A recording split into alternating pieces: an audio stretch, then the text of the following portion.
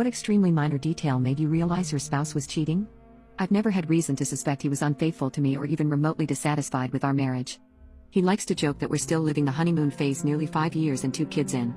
I wouldn't have questioned that, or him, were it not for a surprise I found in his car last month. When buckling our daughter into her car seat, I noticed something slotted between the cushions. I pulled it out and saw that it was a tampon. This wouldn't have been so unusual had I not had an IUD that has stopped my period for the past year.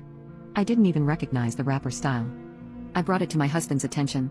He didn't seem to understand what it was, let alone why I was holding it, until I told him where I'd found it and why I was almost certain it wasn't mine. He shrugged and said it probably belonged to his coworker, Fiona. It's not uncommon for my husband to carpool to lunch with his coworkers, and we're both fairly close to Fiona and her husband. So I figured it was entirely possible the tampon had slipped out of her purse whenever he had driven with them or offered her a ride. No big deal. I put it out of my mind until we had dinner with Fiona and her husband a couple weeks later. I had sincerely